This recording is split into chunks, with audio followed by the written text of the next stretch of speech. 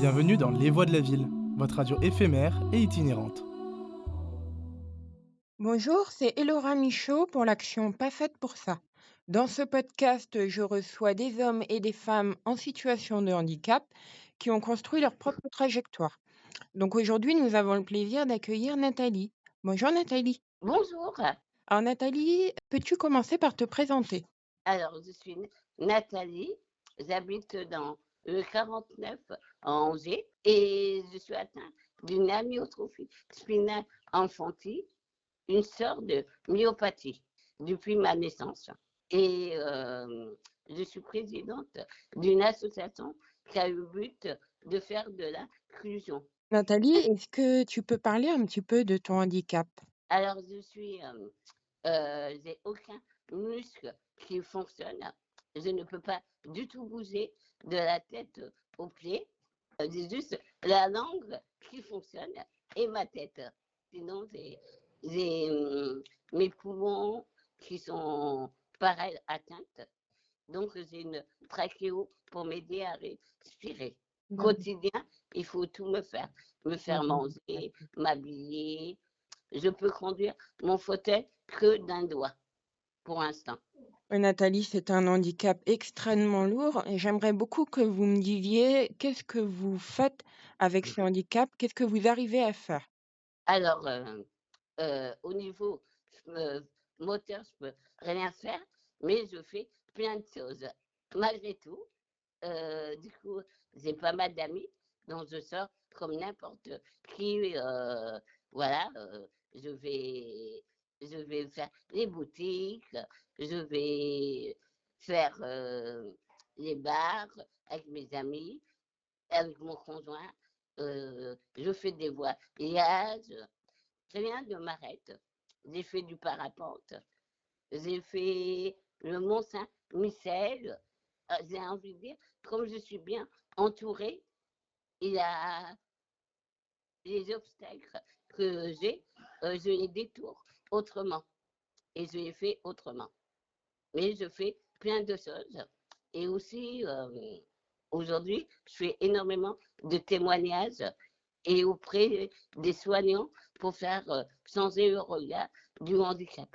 Comment tu perçois le regard du handicap, Nathalie? Alors aujourd'hui, on est tellement dans le, surtout pour les personnes lourdement handicapées, on est encore trop dans un système de vouloir soigner, guérir, qu'on ne nous laisse pas forcément la place à, à grandir et à devenir adulte avec des responsabilités.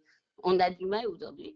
Je vois quand je vais dans les écoles, quand je dis que mon conjoint est valide, les gens sont encore surprises parce qu'on a encore le côté infantilisation, le pauvre handicapé, la personne valide a tendance à se mettre au-dessus de la personne handicapée, pas par méchanceté, mais à vouloir nous protéger.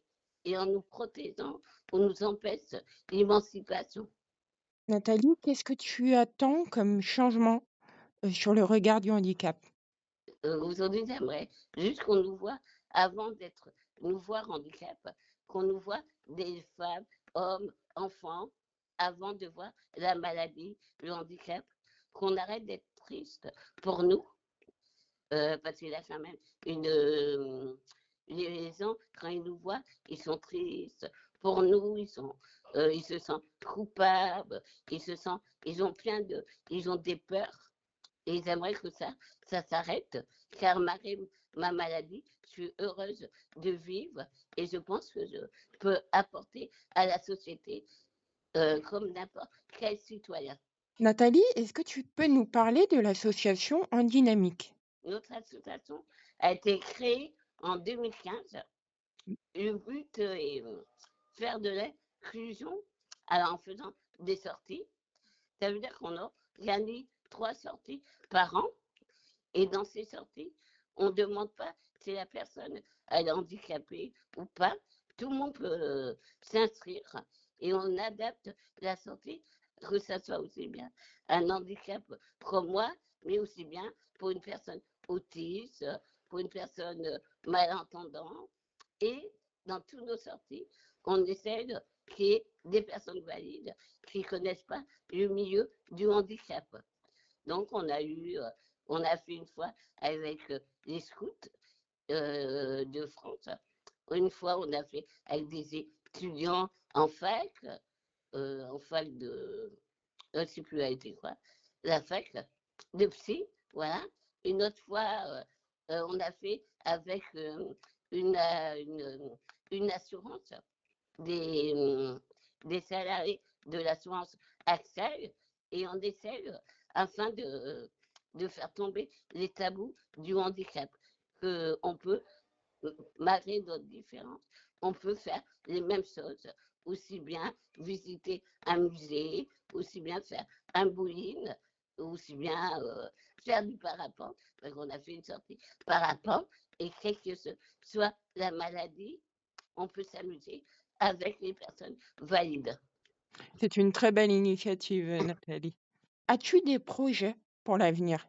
J'ai pas de projet plus que ça à titre personnel. Continuer mes actions, dans nos actions, parce qu'on est une équipe, Mmh.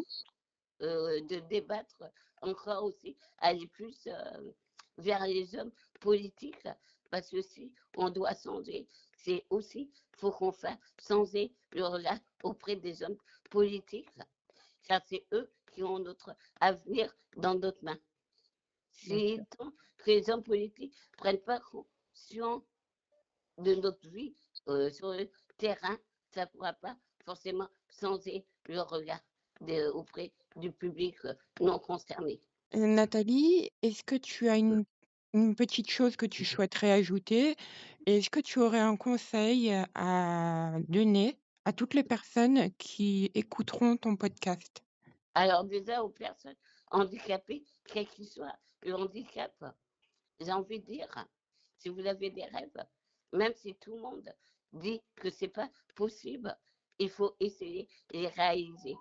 Moi, on m'avait dit que je pourrais jamais vivre à domicile. Je vis à domicile.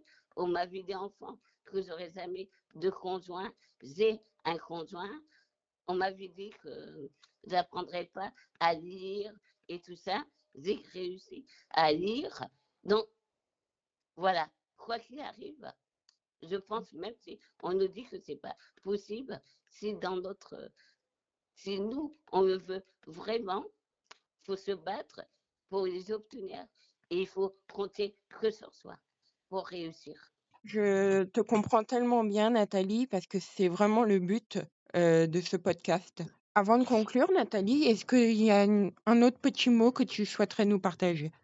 Déjà, merci de m'avoir donné la parole et je voulais aussi dire que j'ai eu la remise de médaille du mérite pour mes actions par Monsieur Macron. Donc, c'est aussi montrer que mon engagement va au-delà du département.